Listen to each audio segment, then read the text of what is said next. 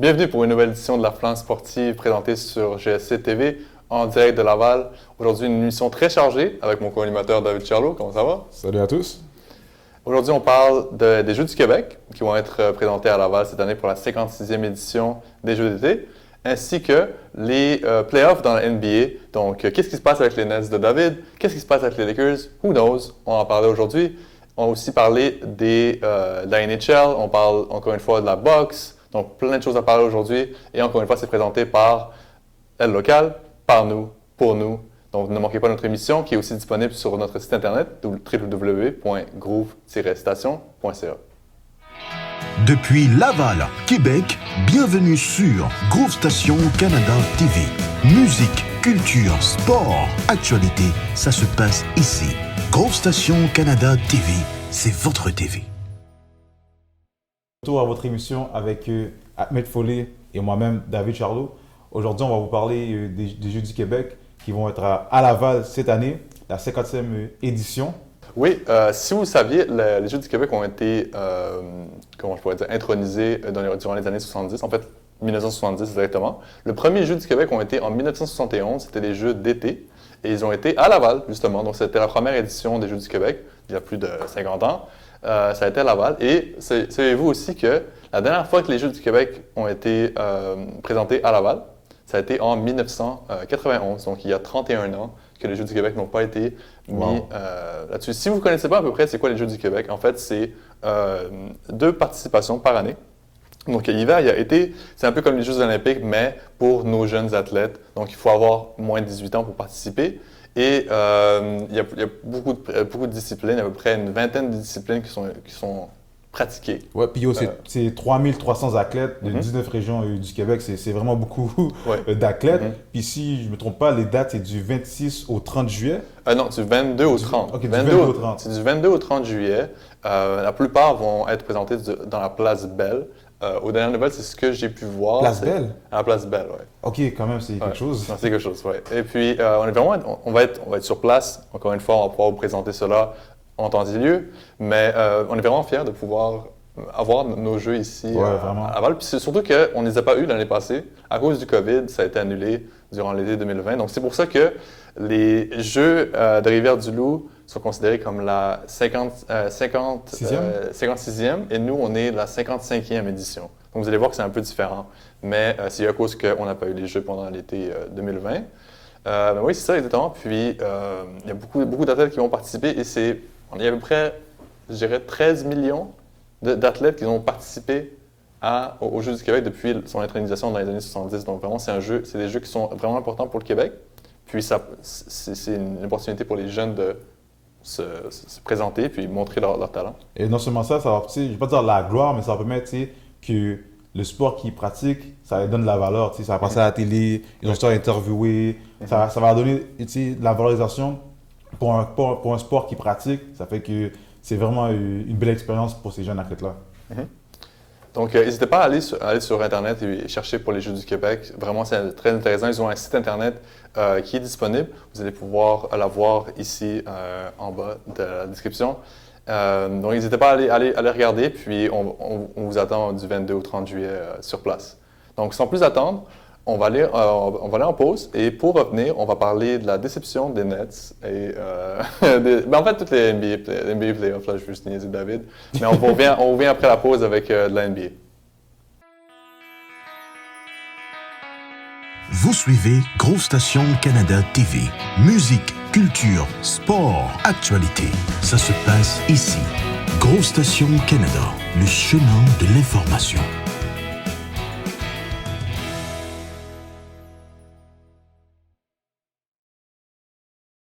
Bienvenue pour notre émission spéciale de la Flamme sportive aujourd'hui. Donc, on parle NBA. Bien sûr. Les séries continuent encore une fois et on est vraiment excités. On a tellement de choses à parler là-dessus. Pas vraiment beaucoup de surprises, mais je vais aller avec chacune des séries, puis on va pouvoir voir les scores. Donc, les premières séries, c'est Miami contre Atlanta. Donc, c'est 2-1 pour Miami et l'équipe de Jimmy Butler.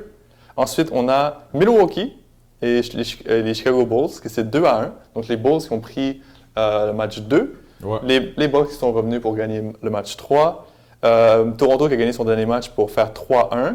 C'est quand même très peu probable qu'ils vont revenir dans les séries, mais pour ceux qui sont fans des Raptors, il y a encore de l'espoir. Peu importe ce qui se passe, moi je suis content parce que qu'est-ce qui s'est passé, c'est que les Raptors ils n'ont même pas fait les séries l'année passée. Avec cette année, juste le fait qu'ils ont fait au moins les séries, tu vois qu'il y a une progression dans l'équipe avec le noyau qu'ils ont en ce moment. Parce que tout le monde se disait qu'après Kawhi, il n'y a plus de playoffs, il n'y a rien. Puis il leur démontre que c'est faux, qu'ils sont capables de faire les séries sans lui. Puis qu'on a un bon noyau, un jeune noyau à Toronto. Mais je ne connais pas l'état de santé officiel de Fred VanVleet, mais il s'est blessé dans le dernier match. Ça semble être sérieux, mais on n'a pas encore de confirmation. Si on en a durant le show, on va pouvoir vous le présenter. Mais ça risque d'être très grave parce que Fred VanVleet, c'est quand même. Mais oui, c'est le guard là. C'est le guard. C'est ça, c'est le guard de l'équipe. Ouais. Et ça complète. En fait, et aussi, Brooklyn, Boston. C'est 3-0 pour Boston. Comme j'avais prédit dans le dernier show. Ouais. OK. On a du footage. David ne peut pas mentir. Il a pris pour les Nets. Non, oui, je prends pour les Nets, puis je vais pas m'en défaire. C'est que, moi, pas mentir, je vais pas dire que je suis déçu. C'est qu'on peut, tu sais, on parle souvent, quand on regarde comme les Lakers, ou même une équipe comme les Celtics, ils ont une profondeur. Les Celtics ont une profondeur. Mais quand tu regardes les équipes comme Nets, Lakers, tu vois qu'ils manquent de profondeur dans leur équipe. Tu as des gars comme Kyrie puis Durant qui jouent des 40 minutes et plus. Les gars, à un moment donné, rendu la fin de match, ils n'ont plus d'énergie là, pour pouvoir jouer. C'est vrai. Mais quand tu regardes, je pense que si je ne me trompe pas, Kyrie a fait 16 points, si je ne me trompe pas, hier. Mais c'était pas vraiment. Exactement, c'était pas vraiment fameux. Ça fait que, tu sais, je me défais pas, je ne dois pas. Les Celtics jouent vraiment un bon match. Jason Tatum, my God. 39 points. 39 points, mais il commence à se démarquer. C'est ça que j'aime parce que auparavant, quand ce moment-là arrivait, il ne ressortait pas. Mais maintenant, la pression monte. Là, c'est temps de gagner. Il ressort. Ça fait que je suis vraiment content pour les Celtics. Même si que j'aimerais que les Nets se gagnent cette série. Mais je suis content pour la maturité que les Celtics ont pris en tant qu'équipe. C'est vrai. Et aussi, la défensive des Celtics ne peut pas être mise en question. Vraiment, c'est incroyable. Marcus Smart qui a gagné Defensive Player of the Year. Et en tant que guard, c'est quand même assez rare qu'on voit un guard gagner Defensive Player of the Year. C'est vrai. Souvent, c'est un joueur d'intérieur comme un power forward ou un center. Le fait qu'un guard a gagné, ça veut dire que vraiment le backcourt des Celtics est vraiment bon à défendre le périmètre. Exact. C'est vraiment ça, c'est vraiment la nouvelle NBA, c'est qu'il faut que tu défends le périmètre. Si tu n'es pas capable de défendre le périmètre, tu risques de perdre. T'es mort dans le film. Ouais, t'es mort dans le film. Et on parlait aussi de la conférence de l'Ouest. Les Suns sont maintenant 2-1 contre les Pelicans. Les Pelicans qui donnent un bon duel aux Suns. On ne s'attendait pas à ça. Non, vraiment pas. Ensuite, on a Memphis et Timberwolves. Ça, c'est une série que vraiment j'aime suivre. Parce que ça va, c'est back and forth. Il y a une équipe a 25 points d'avance et l'autre équipe revient. Il y a beaucoup de choses. Et Ja Morant is a dog. Oui, mon gars. Ja Morant, c'est incroyable. Vraiment, c'est le joueur que je préfère écouter durant les playoffs cette année avec Jason Tatum parce que j'ai pris pour les Celtics. mais c'est vraiment, il est incroyable. Ensuite, on a, je trouvais, ça c'est une surprise, quand même, une surprise. Golden State 3-0 contre Denver.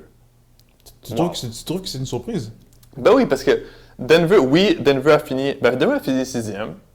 C'est pas si pire. Ils ont Jokic encore. Ils ont des blessures, oui, mais c'est quand même une équipe qui, l'année passée, a fait des ravages en série. On battu les Clippers. Vrai. Donc, je m'attendais à plus que être quasiment swept. Oui, mais quand tu regardes, tu sais, on parle de profondeur. Quand on regarde, on parle des Golden State. Il ne faut pas oublier Steph, Clay, Green. Maintenant, tu as Poole. C'est vraiment plusieurs bons joueurs. Puis quand tu remarques comment ils jouent ensemble, il y a tellement de chimie. Là, tu peux te dire pourquoi ils ont gagné. Ils ont pu gagner pendant 3 ans. C'était 3 ans d'affilée, ils ont pu gagner. Ça fait que quand on voit la chimie, on voit qu'ils sont capables de compétitionner. Ça fait que pour moi, je ne suis pas surpris qu'ils mènent 3-0. Ce qui arrive, c'est que moi, c'est vrai que pour les Denver, ça fait mal qu'ils n'ont pas Jamal Murray, Porter. Ça leur fait mal. Mais moi, je trouve que Golden State, il faut juste montrer qu'ils n'ont pas été champions par chance. Et pour finaliser les playoffs, on a les Mavericks de Dallas qui jouent contre les Jazz de Utah. C'est 2-2 dans cette série. Série aussi, sans Luka Doncic. Ouais. Donc Luka Doncic, on parle d'un retour au jeu ou bien dans le prochain match, ou l'autre d'après, ou bien pas du tout dans les séries. Donc, vraiment, c'est indéterminé pour Luka Doncic. Ils veulent qu'il revienne à 100%, mais si les Jazz gagnent le prochain match et ils sont 3-2 dans la série, est-ce que tu forces Luka Doncic à jouer, peu importe son état de santé, ou tu le gardes puis tu vas avec le house money? Ça dépend. C'est vraiment une bonne question, mais d'après moi, ce qui va se faire, c'est sûr qu'ils vont évaluer les risques de blessure. S'il y a grâce, est-ce qu'il doit prendre une année complète d'arrêt de jeu ou il peut jouer, puis ça va être mineur. Mais moi, connaissant les joueurs d'NBA, c'est des gens qui sont vraiment compétiteurs. Ça veut dire que si ils peuvent gagner un match, puis ils ne reviennent pas, tant mieux. Mais si Utah prend une avance, il y a une décision à prendre. Right. Ça, c'est vrai.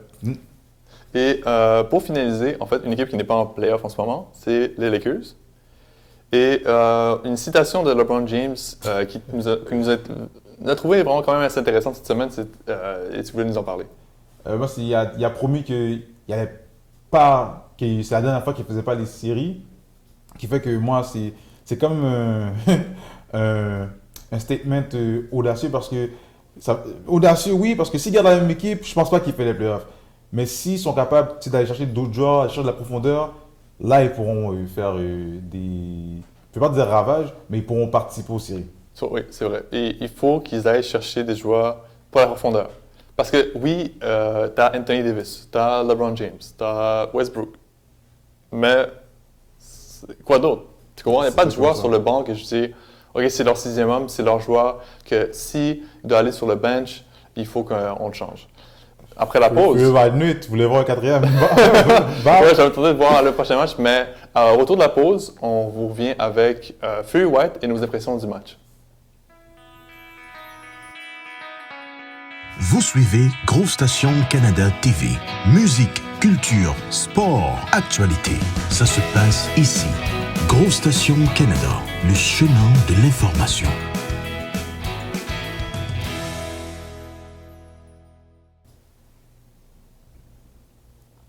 De retour à votre émission La Femme Sportive, on va vous parler de boxe. Hier, samedi, il y avait un combat vraiment excitant.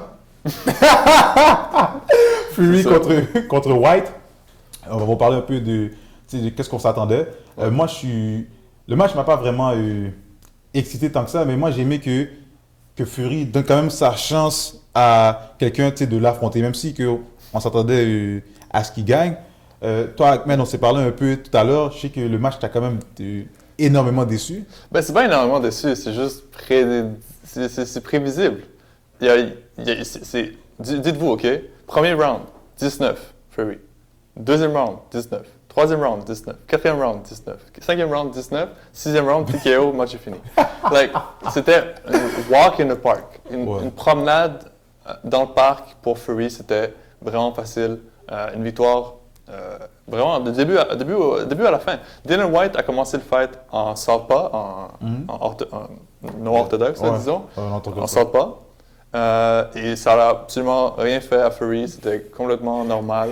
Il est revenu en orthodoxe, ça n'a absolument rien fait. Dylan White a vraiment aucun plan de match pour battre Fury. Mais on s'entend, est-ce qu'il y a un plan de match pour battre Fury? C'est ça la question. Oui, mais le problème c'est que personne ne l'a créé. Parce que tous les boxeurs ont une faille. Tous les boxeurs, même Fury, il n'est pas invincible. Il y a une façon de battre Fury. Est-ce que quelqu'un l'a trouvé? J'aimerais entendre ce plan de match-là, s'il te plaît. Comme dirait Fury, la seule personne qui peut battre Fury, c'est le Gypsy King, lui-même. Donc, mais selon lui, il n'y a personne. Selon moi aussi. Puis son père dirait qu'il n'y a personne qui aidait encore qui peut battre Tyson Fury. John Fury, justement.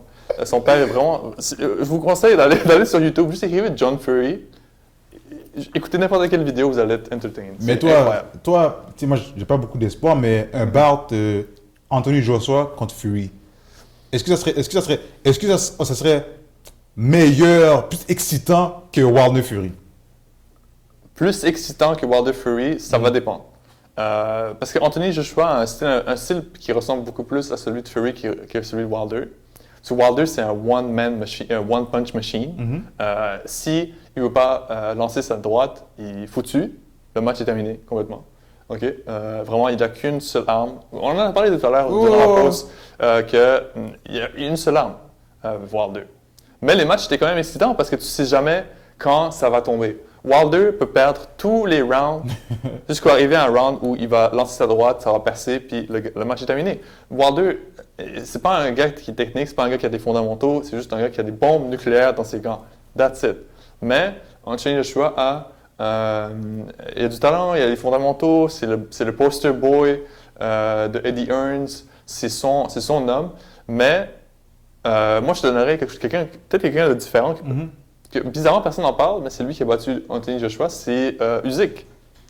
Donc, Usyk, qui a gagné contre Anthony Joshua, qui est venu du light heavyweight, qui a détruit complètement toute la division du light heavyweight. Et il a fait un peu comme Evander Holyfield. Evander Holyfield a battu tout le monde dans les light heavyweight, ensuite est rentré dans les heavyweight et est devenu champion du monde. Donc, est-ce que c'est ce qui va arriver à Usyk? Il faut qu'il batte Tyson Fury. Et ça risque d'être difficile. Puis, moi si tu étais Fury, est-ce que tu prends ta retraite tout de suite?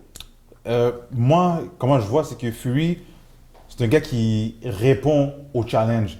Tantôt, comme on disait tout à l'heure, qu'est-ce qui s'est passé avec Fury? Pourquoi il est revenu? C'est à cause que Wilder l'a call out. Ouais. Puis, il a vraiment call out. Ouais, sa dépression. Après, oui, vraiment un manque de respect total. Ça fait que Fury s'est donné une mission de revenir. Ça l'a motivé à revenir pour pouvoir affronter Wilder. Là, en ce moment, qui est capable de le challenger à son meilleur en ce moment?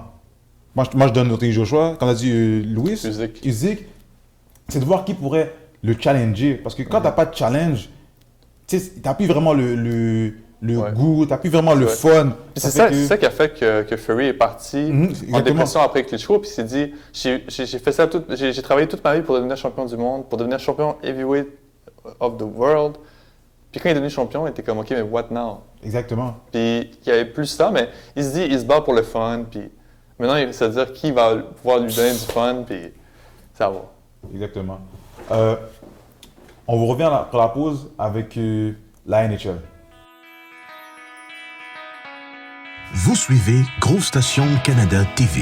Musique, culture, sport, actualité. Ça se passe ici. Groove Station Canada, le chemin de l'information.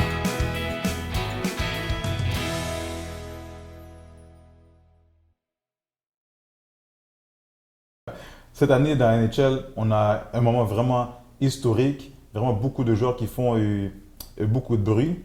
Si je ne me trompe pas, il y a plusieurs joueurs qui ont atteint des plateaux que... Incroyable. Donc, justement, Roman Josi, qui est le premier défenseur depuis Raymond Bourque en 1993-1994, a marqué 90 points. Donc ça, c'est vraiment... On peut voir l'offensive dans la NHL qui commence vraiment à devenir...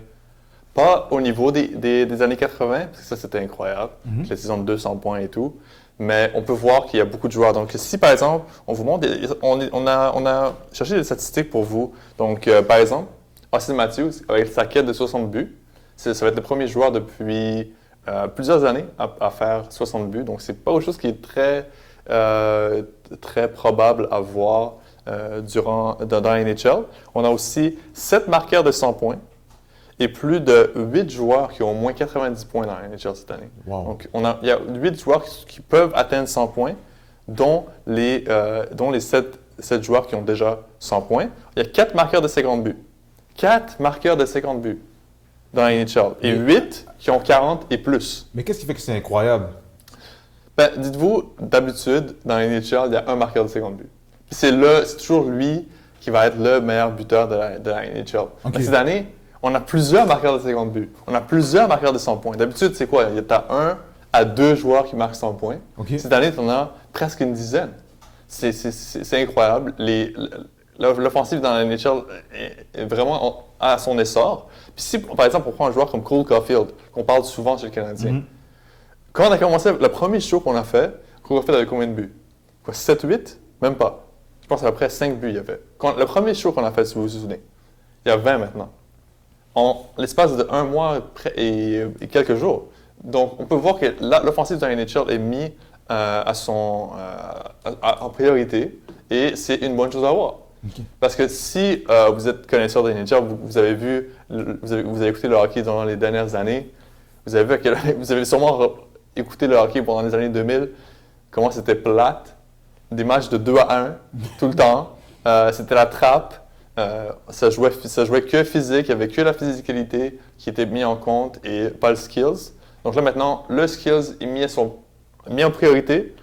Oui, encore le physique. Oui. On va pas l'enlever du hockey, ça va jamais partir du hockey, mais que l'emphase est maintenant sur les skills et pas juste sur le physique, ça amène des joueurs à pouvoir connaître des super de belles saisons, puis des joueurs comme par exemple Cole Caulfield, qui est un peu plus petit, mais il peut show off ses skills puis pouvoir marquer des buts. Donc, Exactement, ça reflète que, comme tu dis, que la NHL est rendue plus offensive, puis tant mieux pour les fans. Hein? Tant mieux pour les fans, parce que c'est vraiment eux qui gagnent en ce moment. Si on regarde le classement, les Canadiens sont les séries, je ne me trompe pas. Non, parce que avec leur défaite de hier, ils sont maintenant derniers de la Ligue, donc 32e. Tant mieux pour moi. Écoute, moi je trouve que c'est bon. Le plus bas qu'on peut être dans le classement, le mieux, ça va être pour notre choix de repêchage. En termes de classement dans toute la NHL, les 8 équipes donc de Floride à Washington sont qualifiées pour faire des séries. Et il y a un énorme gap entre les 8 premiers et les 8 derniers dans l'Est. Donc vraiment, il y a pas vraiment parité, c'est vraiment les 8 meilleurs. Et c'est vrai que les 8 meilleurs qui vont maintenant se participer aux séries. Dans l'Ouest, je crois que les 4 premières équipes sont qualifiées. Il y a encore une petite course aux séries entre les Kings, les Predators, les Golden Knights, les Canucks et les Stars. Donc ça, il y a vraiment une grosse course en série maintenant dans l'Ouest. Les Canucks essayent de rattraper. Ça va être difficile pour eux, mais ils ont encore une chance. Mais vraiment, la course est entre les Kings, les Predators, les Stars et les Golden Knights. C'est vraiment une course à 4 pour les 2 dernières places dans la conférence de l'Ouest pour faire les séries. Donc la semaine prochaine, on va vraiment savoir qui va pouvoir participer aux séries, puis on va pouvoir vous donner dans l'Ouest, c'est toujours compétitif. Même dans l'NBA, j'ai remarqué dans plusieurs sports, la conférence de l'Ouest est toujours en compétition, comme si c'est toujours en feu. Ben en fait, c'est que, comment je pourrais expliquer? Je trouve que les meilleures équipes dans la Ligue nationale sont dans l'Est. C'est pour ça que tu vois une grosse parité entre les meilleures équipes dans l'Est et les pires équipes dans l'Est. C'est que les 8 premières équipes sont tellement fortes comparativement au reste de la Ligue. Puis je trouve que cette année dans l'Ouest, il y a un peu plus d'égalité entre les équipes. Puis les équipes ont un peu plus de difficultés. Par exemple, les Oilers connaissent un bon début de saison, ensuite ralentissent, perdent leur coach. Je ne sais pas ce qui se passe. Et là, maintenant, ils sont revenus, ils sont deuxième de leur division. Donc, c'est en dents de scie dans l'Ouest pour plusieurs équipes comme les Kings, qui est mon équipe dans l'Ouest pour gagner cette année, parce que c'est mon équipe. En fait, c'est qu'ils ont connu un début de saison correct, puis ensuite, vous voyez, donc c'est vraiment en dents de scie pour l'instant. Des hauts et des bas. Mm-hmm. Plus tôt cette semaine, on a appris la mort du légendaire Guy Lafleur. À l'âge de 70 ans, il a perdu la vie. Donc, de la part de toute l'équipe de Groupe Station Canada, on voudrait offrir nos condoléances à la famille Lafleur, ainsi que la famille du Canadien de Montréal. Nos pensées sont avec vous. Merci à tous d'avoir suivi cette édition de l'Influence sportive. Donc, je voudrais remercier mon collègue David pour avoir participé à l'émission. Et je vous remercie à tous d'avoir suivi notre émission de cette semaine. On vous revient la semaine prochaine pour plus d'actualités.